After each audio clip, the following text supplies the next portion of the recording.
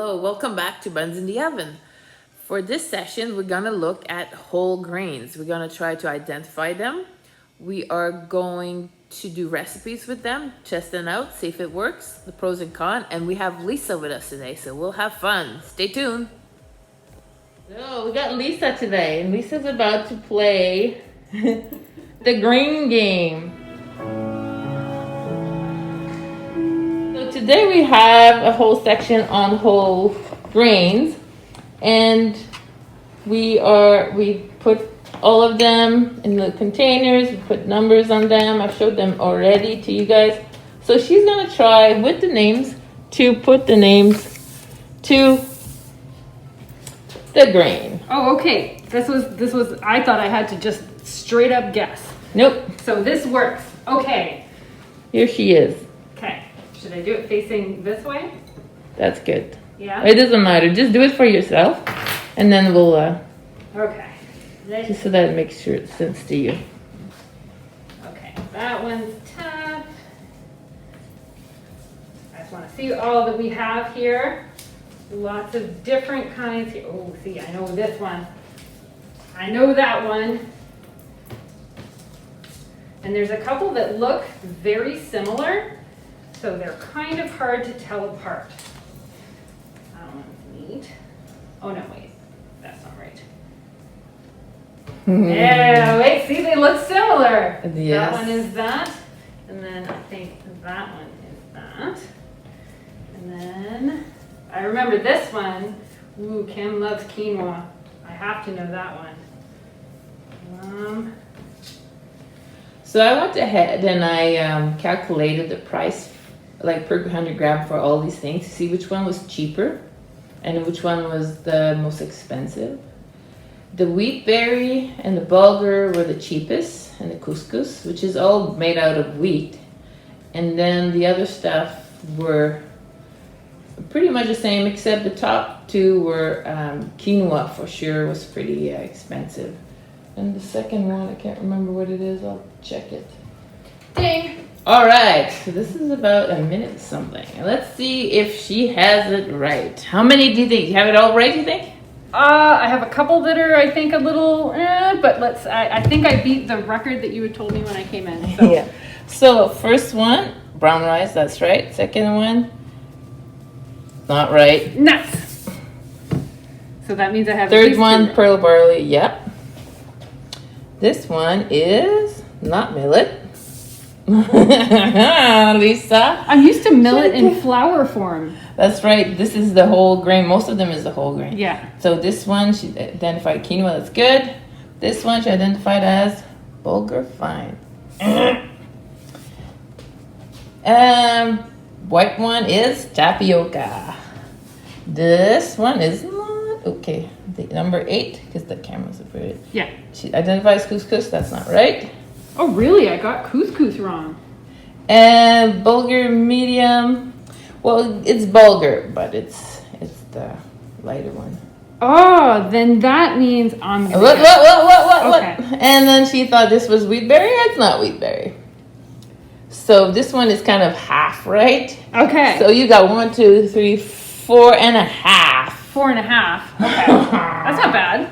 That's not bad. That's not bad. So if you have another chance, okay, try to correct the other This one looks to me. Can I touch it? Can Yeah, for sure. Okay. It does. Just go. So like this one seems like it's almost like sugar. It has a really, but they look almost the same size, but this one I feel like they look a little smaller. Mm-hmm. So that's what I would assume would be finer, but you're telling me that's the medium, so it's obviously not to do with the I think it size. might be also less refined. Yeah, okay, so let's see. I salvaged myself at least on those, so that means that one has to be couscous, right? So you still have wheat berry, buckwheat, and millet. So where's the, I'm gonna go with that then. So then maybe that one is wheat berry, so then which one is left? Number 8. Although these look like little berries. Yeah, and millet is like that. Oh, interesting, okay. So I did. Yep, on your second round, you have it right. Okay. So the thing with the buckwheat. It's different. It's like a little triangle, so it's very different from the other ones. And these are kind of roasted. They are also called kasha when they're roasted. They're often part of the Jewish tradition. They eat a lot of that buckwheat kasha. So and in this family for grains, we have couscous, bulgur, the other bulgur, and wheat berry. These four are all wheat, but they're different treatment. Like they've been wheat that's been processed, but not like super processed, just to make it. This would be the one that wheat berry would be the longest one to cook. Like I've cooked some today, like a cup of it. I had to cook it like an hour and a bit boiling till it all soaked up, till it got tender. Put that in a salad. And then the rest are gonna be cooking way faster. The new one, like we said, we have buckwheat, millet. This is what we're gonna make the pizza crust today with, the millet. Tapioca, known for tapioca pudding. Quinoa, well, quinoa is, we put that in just a side dish, or Salad. Salad is a big thing. Yeah. It's known for high protein. Pearl barley, often, I do a lot of like a risotto type of dish with that one. It takes less time than the risotto rice. And also like in soups. And brown rice, well, we know brown rice. Quinoa, we have the white one here, but you can have red and different, like some are darker colors. Mm-hmm. But when quinoa is known to have a lot of protein, but when I do the comparison, they're not a whole lot different. It could be like 6 grams of protein compared to 5 for wheat. Wheat also has a lot of protein. Mm-hmm. But there are different types of protein, like not all proteins are created equal. Yeah. So, thing to know, not protein are created equal. Protein from meat, from fish, from different grains, from vegetables. They're not quite exactly the same thing. So, the more variety you have, the more chance you have of getting more complete, the more spectrum of all the amino acids, which is the base of protein. So, the idea with introducing you to these grains was that often what we have are refined grains. Like flour is refined wheat, so the wheat has like 3 parts. It has the bran, it has the endosperm, which is the starch, the carbs, and then it has the germ, which is the inside, which has a lot of the vitamins and minerals and stuff like that. I was gonna say, do you have any of the wheat germ? Because we've added that to recipes as well. Mm-hmm. No, I wanted the whole. Because the wheat germ would be just one part of it. Mm-hmm. I don't think I have some right now. But the reason why they separate these like berries into flour and they take off the germ and the wheat is because it's more stable. It's gonna last longer. Like white flour lasts longer than whole wheat flour. Okay. And whatever you're gonna bake, like white bread, should keep way longer than like artisan bread that has the whole wheat and the whole berries in it. Does it change the texture or anything? Or? Yeah, definitely. And most people that like white bread is because of the texture, the flavor. They're not used to the whole grain. Yeah. But there's less nutrition. Mm-hmm. They're gonna afterwards, in the industry, gonna add like nutrition, like vitamins and minerals to it, but it's added after. It's like kind of artificially added. It's still good because you still need it, but it's not what was there originally, and it's probably some things are missing. So, very versatile stuff. And like I said, today we're going to make a few recipes with them. And yeah, that's it. Let's see what we're going to do. First recipe is with millet. So I wanted to do a kind of a crust, like a pizza crust using millet and without gluten. So a lot of people that are gluten intolerant, that would be something they could replace it. So 1 cup of millet, grab another one. So it's very clunky. That's okay because we're just gonna break it down anyway. So 2 cups. So that's not gonna be a big crust, but this is really a testing ground right now. So I don't want to make a huge one without knowing for sure. This would be like almost an individual one. So I'm gonna put a little bit of ½ a teaspoon of onion powder, same with garlic powder. A bit of salt. I did not put any salt when it was cooking, so I want to add a little bit here. It was half a teaspoon. For the cheese, it's gonna be a very cheesy. Actually, I'm not gonna add all of this. I'm just gonna add half of this. So, not very precise. This is why I have trouble with creating my recipes after mixing that all up. So I think I added about an 8 or a little bit more than 8, about 3 tablespoons. And for the cheese, we'll say handful, a couple of handful. So I'm mixing, you see it's quite, it's not binding together, but you can see if I press it, it would come. So I'm gonna taste it now just to make sure. Okay, the flavor's good. You can taste the Parmesan. So, and there's enough salt. I'm gonna add 1 egg to that. I'm gonna beat it first.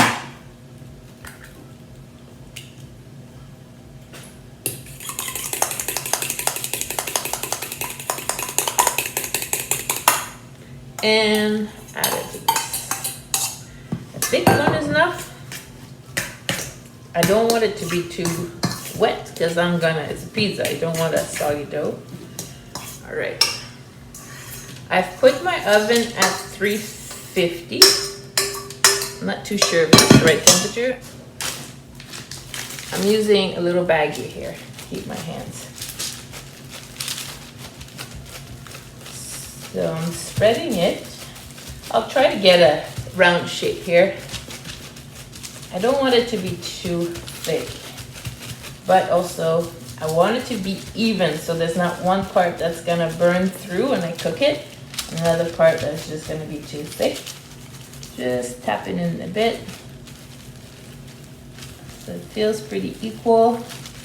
So just like about 3 millimeters or something like that. Kind of, because it's not gonna puff. It's not gonna rise like any normal dough. So this is the thickness I want. This is gonna be, I'm gonna start with 10 minutes and see how it goes. So this is the crust after, we're like 16 minutes now. So we're gonna see, this is what the crust looks like. And it really is good because it's coming off. I thought it was gonna stick, but this is good. And see all those yummy crispy brown edges? Oh yeah. Yeah, that's gonna be delicious. So we're gonna make it really simple, bit of sauce, cheese, and put it back in the oven. Light-handed at first. And this is just regular tomato sauce. You can have this for a little bit more. A little bit. I'm gonna add some Parmesan too. Yeah? Okay. So I like Parmesan because I like a really cheesy flavor. I find it really. We could have added other stuff, but yeah, always you can add. what's that called? Just tomato sauce and marinara pizza? Yeah, it's just called cheese pizza. Oh. Yeah, okay. Cheese pizza. Cheese pizza. So this is just mozzarella cheese.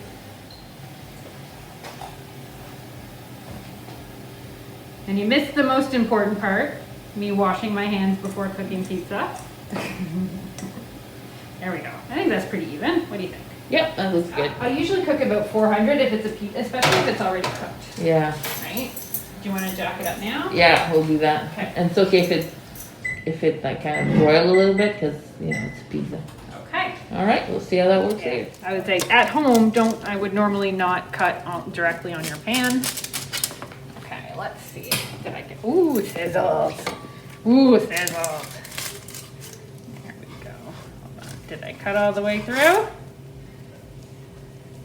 Okay, let's grab a plate. Hey, we just tried it and thought we were filming. Goofy us. So I'm not gonna taste it again. It is good. I don't know what I said the first time. It tastes good. It's not like bread, but it's holding together. It has you can feel the grains also, but not too much actually. On the crust a little bit more. And what I had said was, with the addition of the cheese and the sauce, it tastes like pizza. Yeah. It really, really does still taste like pizza. So no gluten version. It's a really good option for that. And it's crunchy too. Oh, The yeah. crust is really crunchy. You can make crackers out of it too, like cook it longer and just like a cracker. Mmm. Yes. I'm eating it all. As long as we're recording, we don't have to do it again. Yeah. Here we have the wheat berry when they're uncooked, and this is what they look when they're cooked. So they have cooked for an hour, and they come a little bit puffed up, a little bit like a splay. What they mean? It's like broken up one end. So we're gonna add this to a salad. This looks like it feels just stirring it like it's gonna have a neat pop to it. Yeah, the texture is interesting. That's cool. So we can add that to our bowl. So that was 1 cup originally, so that made like a lot. Wow. So that's another thing when you evaluate how economical it is, like how much it makes at the end too. Well, it's like rice, right? Yeah. Because rice expands. So for the instead we have pepper, onion, celery, carrots. The carrot could have been grated, but whole mix. We're gonna add that to the salad. Makes a nice rainbow. Okay. On the side here, we also have some pumpkin seeds that I roasted. We can wait a little bit before putting that. Yeah. So they don't We can get keep soggy. the crunch. The juice of 1 lemon in there, and then we're gonna add enough olive oil too, and salt and pepper. I'm gonna kind of go by eye. So Yeah. We had one juice of 1 lemon. That was about a quarter of a cup, right? Because we don't want our salad to be too oily. No, we don't need it because it's the berries are they're not dry, so they're kind of. Yeah. That actually looks pretty. Like it's got a nice glossy sheen to it. It would be nice to add some herbs right now, but I didn't have any, so kind of forgot about it. And do about that much. Because this is an entire salad. You could always leave the salt out and then have your guests or people salt it. You need a little bit because then the first taste, they're not gonna say, "Oh, it needs more salt." That's true, eh? Yeah. Yeah. I guess for kids and stuff too. Yeah, if you want them to get, because the salt brings out flavor. Fun stuff. Me personally, I would add more salt. But it does do the pop thing that I said it was going to with the chew. Good. Okay, so seasoning wise, it tastes good. We add the pumpkin seeds? Yep, sure. Yeah? Okay. Do. And that's it. So that would be a big meal. Like you have your fiber, you have your protein, you have a bit of fat with the oil. Good fats too. Some veggies. That would be a meal. Thanks for coming to Buns. Yeah. We miss you so much. Oh my Yeah. goodness. I can't wait until we can get back together and cook together. And we can do some desserts because you know that's my forte. We need to do some grain desserts. So yeah, I hope that you guys make this salad or something close to it. If you do, let us know. Send us pictures because we would love it because we miss you guys so much and we love teaching you. All right. See you next time. Hi, I've got a couple of corrections to do about the whole grain. Two of the grains we saw are not whole grain. The first one is couscous, which is actually derived from wheat, and it's processed almost like any other pasta would be. So it has less nutrition that you would find in the whole wheat berry and the bulgur, which is also pretty close to the original wheat. It's just crushed or refined wheat, but still considered type of a whole grain. The other thing is tapioca, which is not a grain at all. It looks like a grain, it's not a grain. It comes from the root, the cassava root, and extracting from that, and it's mostly only starch. So it is fun to work with it and try different recipes like tapioca pudding, but do not consider it a whole grain at all. Thanks.